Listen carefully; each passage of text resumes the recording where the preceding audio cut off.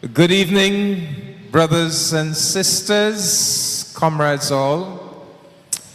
I want to begin my discourse by connecting with Adejoke's presentation. I also want to make a connection with Brother Carvalho's presentation. But as a reparations activist, I want to say that we have come to recognize that an intrinsic part of our reparations campaign has to be the deconstruction of the myth of Western civilization and Western superiority.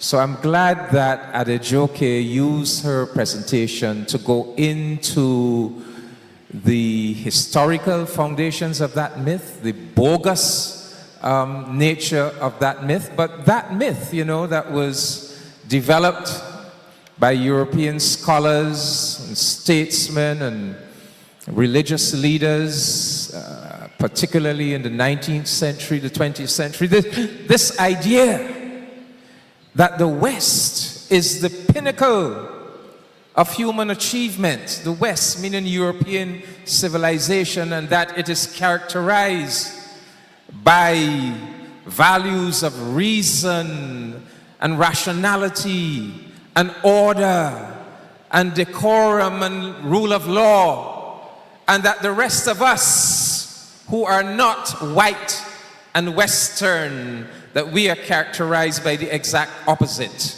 superstition, violence, immorality. And they have built structures of oppression and exploitation on that myth. And we have come to recognize that for our own psychological and cultural self-repair, we, first of all, we have to deconstruct it within our own mental and psychological processes. But we also have to confront them with the bogus nature of this myth. We have to confront them with the truth that this vaunted Western civilization was constructed on the basis of genocide of indigenous peoples from the Americas to Australia, was built on the basis of crimes against humanity, the crime against humanity of enslavement of African people. So this vaunted Western civilization, when you examine it, its foundations are built on criminality and immorality, and it has been responsible for so much of the negative things, the destruction of this world.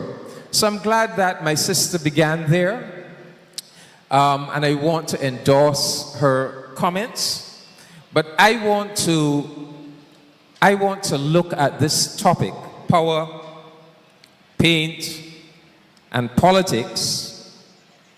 The role of Caribbean culture, art, and artists in an age of disorder and neo-imperialist resurgence, and within that context, how negative stereotypes have shaped the Black experience globally, and how we can disrupt and dismantle them. I want to look at that topic from the vantage point of the here and now, the contemporary reality that we are facing.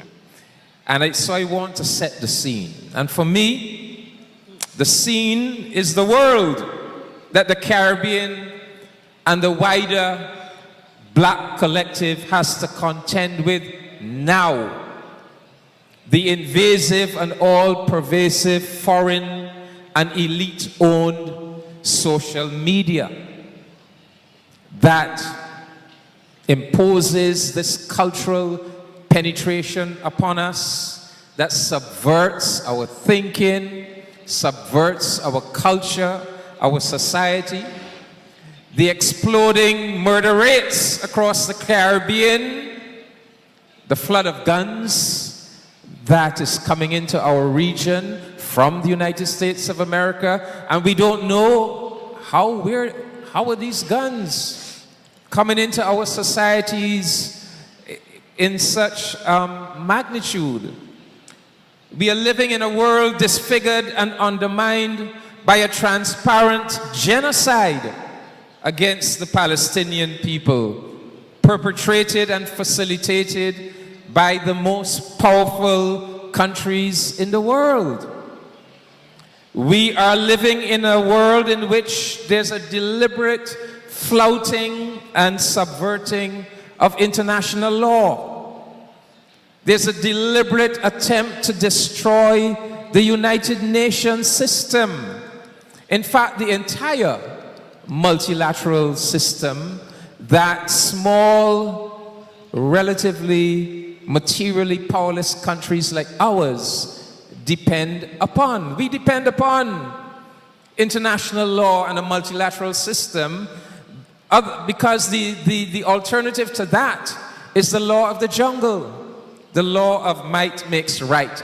And we can see forces inimical to us that are intent on taking our world back to a situation of might makes right. We see a United States of America reasserting its noxious imperialistic Monroe Doctrine.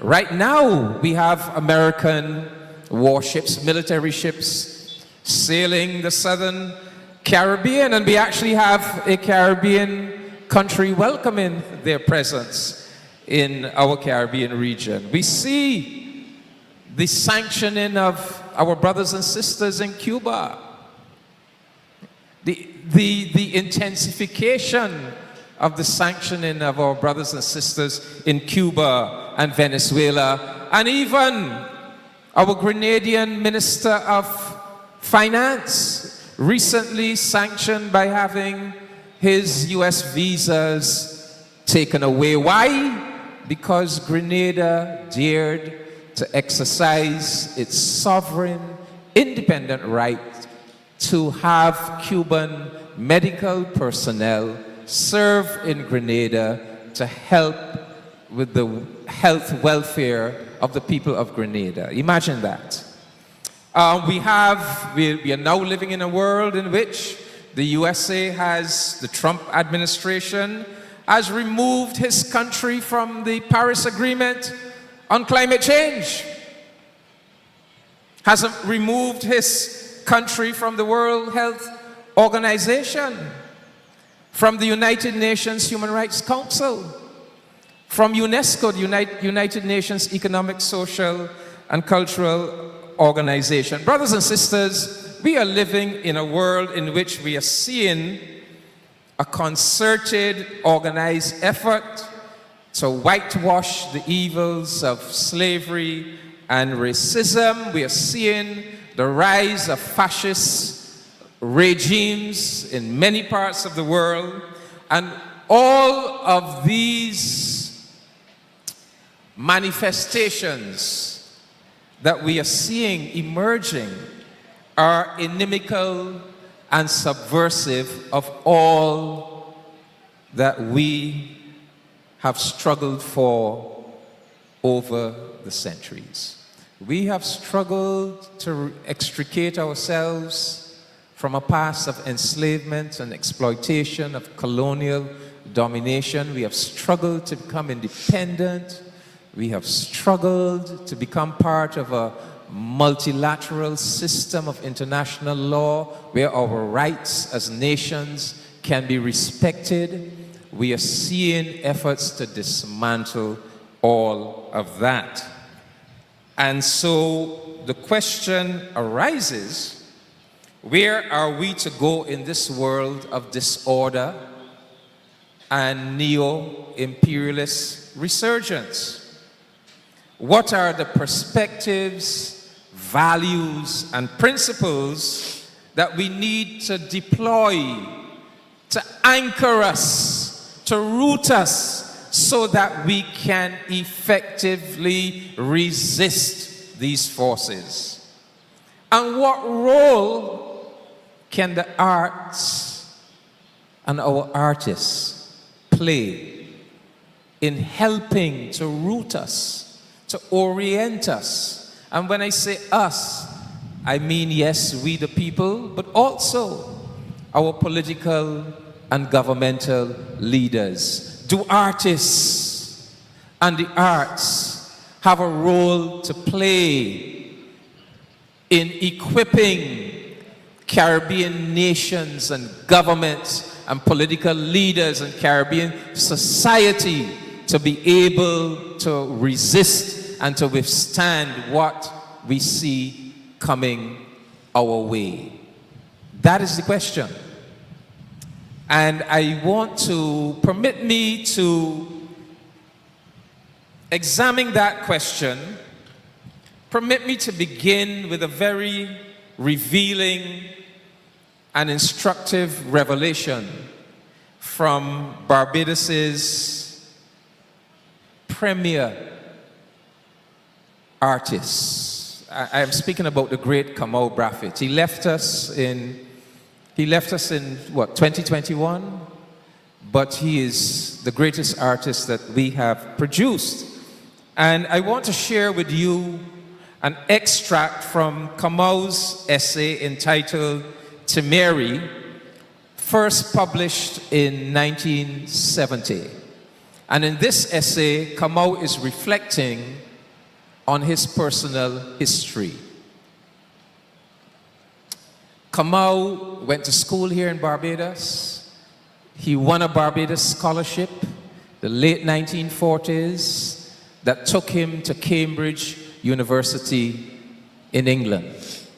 And this is what he said: I found and felt myself rootless on arrival in England. And like so many other West Indians of the time, I was more than ready to accept and absorb the culture of the mother country. I was, in other words, a potential Afro-Saxon. When I saw my first snowfall, I felt that I had come into my own. I had arrived. I was possessing the landscape. But I turned to find that my quote-unquote fellow Englishmen were not particularly prepossessed with me. I reassured myself that it didn't matter. It made no difference if I was black or white, German, Japanese, or Jew. All that mattered was the ego trip, the self-involving vision. I read Keats, Conrad, Kafka. I was a man of culture. But the Cambridge magazines didn't take my poems. I felt neglected and misunderstood. Then, in 1953, George Lamming's In the Castle of My Skin appeared, and everything was transformed. Here, breathing to me from every pore of line and page, was the Barbados I had lived. The words, the rhythms, the cadences, the scenes, the people, their predicament, they all came back. They all were possible, end of quote. What Kamau is saying here is that what saved him from becoming an Afro-Saxon, a lost soul, what we would call a roast breadfruit, what stopped him from that fate was George Lamming's iconic novel about Barbados. George Lamming's iconic novel that deconstructs colonialism and white superiority and showed the complexity and the strength and the valuableness of our own Barbadian and Caribbean civilization. And that young man, having been saved the fate of becoming an Afro-Saxon, went on to become the greatest nationalist, indigenous, creative intellect of Barbados. If he had become an Afro-Saxon, he would never have produced his classic poem, Negus. The poem that we Barbadians and I would say we Caribbean people, when we need a work of art to remind us about who we are and our fundamental right to sovereignty and self-determination, we go to Kamau's Negus. It is not enough to be free of the red, white, and blue, of the drag, of the dragon. It is not enough to be free of the whips, principalities, and powers. Where is your kingdom of the word? It is not enough to pray to Barclays bankers on the telephone, to Jesus Christ by shortwave radio, to the United States Marines by rattling your hip bones. We need to understand that line when those American warships sail the southern Caribbean. I must be given words to shape my name to the syllables of trees. I must be given words to refashion futures like a healer's hand. It is not enough to be pause, to be whole, to be void, to be silent, to be semicolon, to be semi-colony. That is the poem we go to remind us that flag independence is not enough. It is not enough simply to say we have attained our independence and we now have our own flag and we have our own anthem and we now can go to the United Nations. This is reminding us that that is not enough. That we must go on to seize the power to transform our reality. And that is what emerged from that awakening that Kamau had in 1953, just by George Lamming writing that novel. And I can say, I look at my own experiences growing up in Barbados in the 1970s. I remember as a young teenager, for us it was an article of faith that the best music came out of the United States of America. The best this, the best movies, the best that, they all, for us, came out of the United States of America. What we had was second rate in comparison. And then Bob Marley appeared. Rastaman Vibrations album. Exodus. And then Third World appeared. 96 degrees in the shade. And suddenly those young teenagers were saying, but wait, this music is superior to anything coming out of the United States. And our eyes were opened up. We began to see ourselves and our own Caribbean reality in a different light. And then Viv Richards and Gordon Greenidge and Clive Lloyd and Malcolm Marshall and Joel Garner, the great West Indies cricket team, began to dominate world cricket. And we began to have a deeper sense of our own power, our own strength. And I went on in 1979 to the University of the West Indies. Walter Rodney's how Europe underdeveloped Africa. C.L.R. James's Black Jacobins, those were the works we were introduced to as young university students at the Cave Hill campus of the University of the West Indies. And then, Gabby, what happened in 1981? CARIFESTA. We had this magnificent explosion of arts and culture in Barbados. The Cubans. I purchased books at that CARIFESTA I still have today. Tom Clark's Growing Up Stupid Under the Union Jack. And of course, in the midst of all that, the music of the maestro, the mighty Gabby.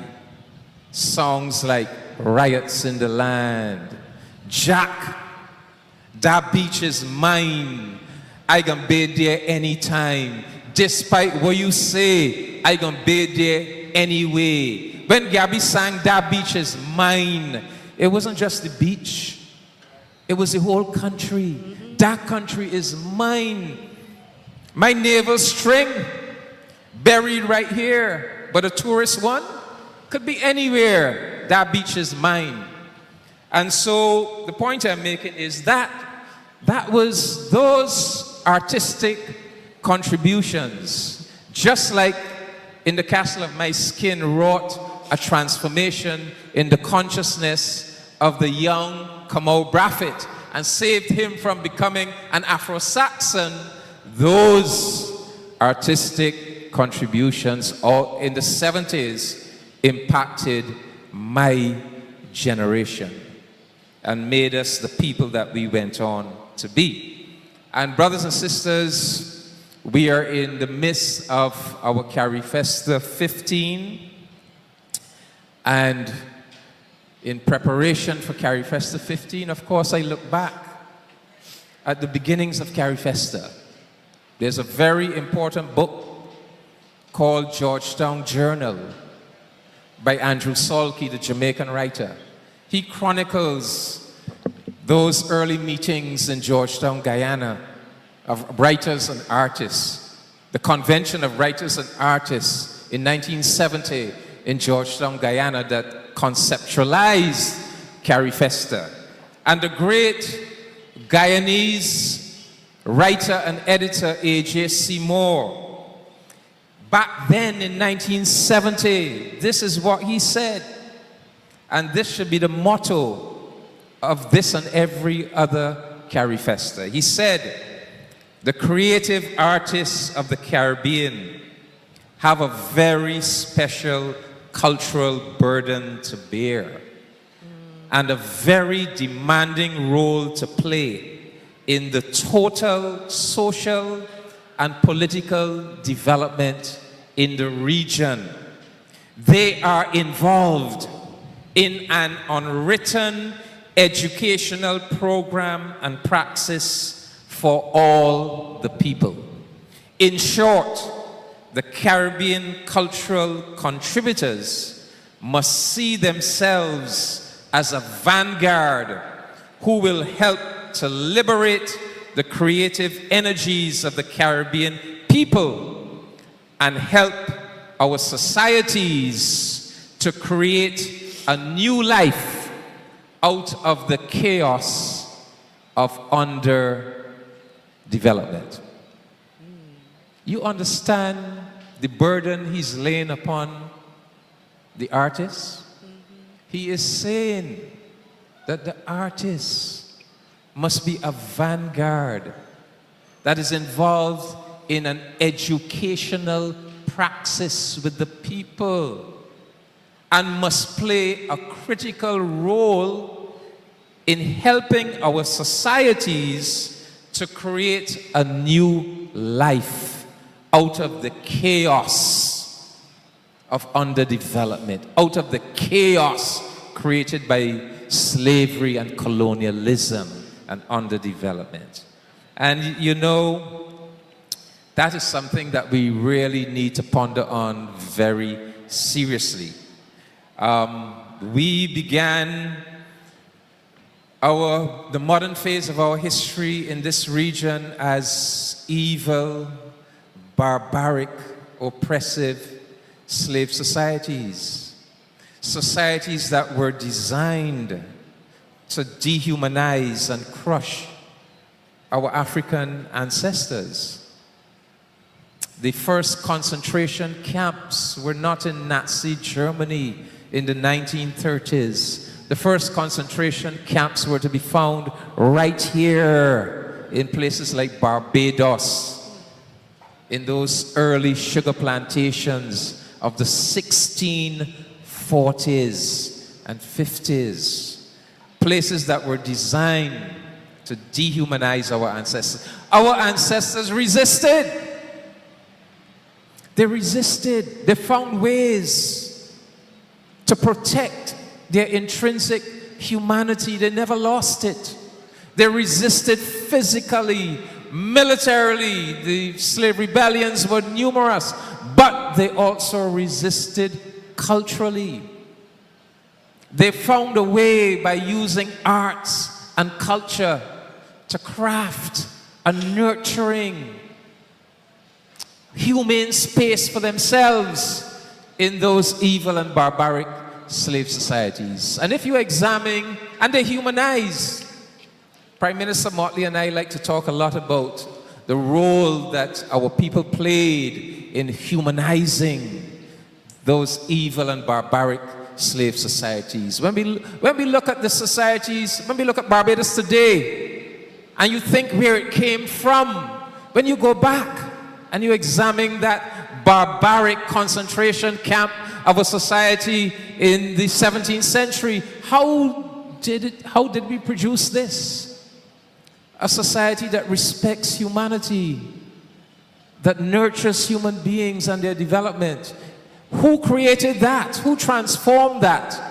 It was our ancestors, our people. And if you look at the music, the poetry, the folklore, the proverbs, the dance, the nation language, the visual arts, the literature, the theater, the spirituality, the craft work, everything in these societies that are truly creative and original are the product of what George Lamming called the people from down below, the true creative humanizing elements, the product of the people from down below. And so we have created a culture because we came out of great oppression. We have and great efforts to dehumanize us. We have created a culture of social democracy. Some of us say democratic socialism, but we have those principles that say to us that every human being is entitled to nurture. Every human being is entitled to education and health care and housing and to be cared for. A society, that is the kind of society that we have created for ourselves. But, as I said, that is under threat. All of that is under threat by forces that say, no, we must go back to oligarchism. We must go back to plutocracies. We must go to systems in which everything is commodified. Human beings are seen as superfluous, that we can transparently commit a genocide against the brown people of Palestine as if those human lives are worth nothing. And if they believe brown lives are so worthless that they could even show it on television as they exterminate them and starve them, what do you think they feel about black lives? So this is what we're up against, and we need our arts and our artists. We need values and principles to anchor us and to undergird us. Every time you turn on your radio, you hear the radio calling programs, you hear people bemoaning about the lack of values and principles. And yes, we need values and principles, but how do you equip people with values and principles? How do you do it? How do you equip young people with values and principles? Do you preach at them? Do you simply say to them, "Thou shalt not steal"? Well, preaching might help a little bit, but how do you get values and principles to be more than mere dogmatic assertions, "Thou shalt not steal"? How do you get them to be part of a person's interior makeup such that they come to think and feel with values, such values and principles? Well, one way of doing it is through the arts. That is why one way of doing it is through conscious music and profound poetry and inspirational films and classic iconic novels. That is one way of doing it, you know. And when we look at there's so many examples where the artists have shown us the way. The artists has helped equip us, societies, with values. All of the arts. If you look to Haiti, the Haitian painters, you know, the great iconic Haitian painters, Hector Hippolyte, Philomé Aubin, the painters did it for them. Barbados, if you go around Barbados, you see the Buster statue. Karl Broodhagen, the famous Barbadian sculptor, the Buster statue, the Gary Sober statue, whether it is music, whether it is the visual arts. You go to Mexico City, you see the Diego Rivera murals, painting the whole history of revolutionary struggle in Mexico, inspiring a people, helping a people to internalize progressive values. You listen to Prime Minister Motley, how much of her philosophy, how much of her policy is rooted in the lyrics of Bob Marley. Those of you who were here on Saturday for the first big conversation, you would have heard Prime Minister Ralph Gonzalez, where he spoke very eloquently, but he invoked two poems that were the bedrock of everything that he said. First of all, he invoked Hilton Vaughan's Revelation to speak about the beauty of our Caribbean civilization, you know. Turn sideways now and let them see what loveliness escapes the schools, and turn again and be the perfect answer to those fools who always prate of Greece and Rome, the face that launched 1,000 ships and such like things, but keep tight lips for burnished beauty nearer home. And then a lot of his speech was based on the poem of the great Vincentian poet Sheikh Keane, Private Prayer.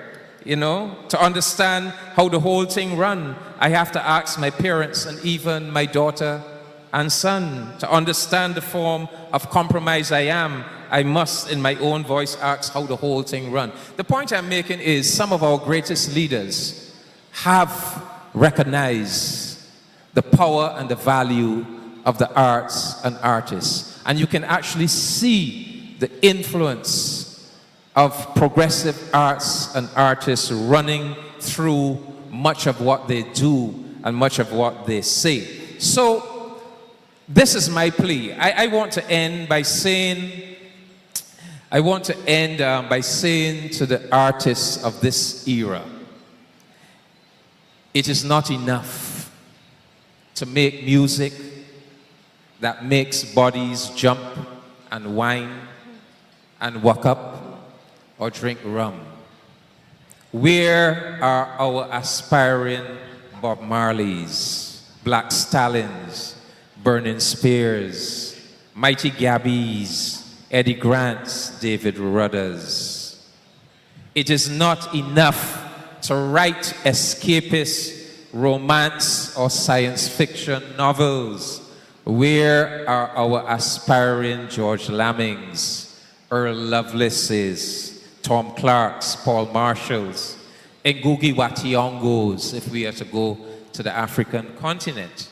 Where are the penetrating expressions of our creative imagination, deconstructing the white supremacy system, deconstructing the myth of Western civilization, and helping to clarify our own black vision for the future? I am not suggesting that nothing progressive is happening in the arts and with our artists. Far from it. I know that there are many artists who are bringing out and are committed to very progressive work. But what I am saying is that it is not enough. What I am saying is that in this current period of crisis, when we are facing some of the most fundamental existential challenges that are threatening to undo everything that our ancestors struggled to build, now more than ever, we need our committed, progressive, creative artists. And so that is the point I'm making. That is it. I'm not saying that we don't have the Lamming-like figures and the Prophet-like figures and the Gabby-like figures. I'm not saying that, but I'm saying that whatever we are doing right now, it is not enough. And it is not enough because we are facing a moment of grave existential challenge. And we have to be equipped to meet that challenge. Our leaders, our political leaders, our governmental leaders, but we too, the people, we have to be equipped to meet that challenge. And the artists are perhaps best equipped than anybody else to help us to internalize those values and principles, to root ourselves, and to help us to clarify a progressive black vision for our future. Thank you very much, ladies and gentlemen.